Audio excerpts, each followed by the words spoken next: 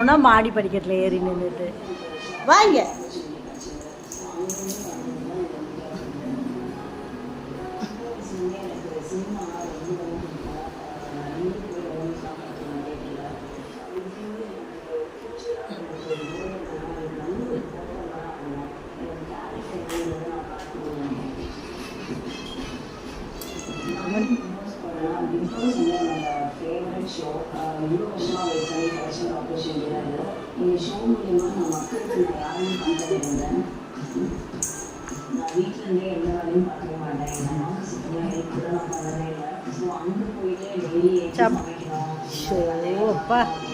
சாப்பிடுவா.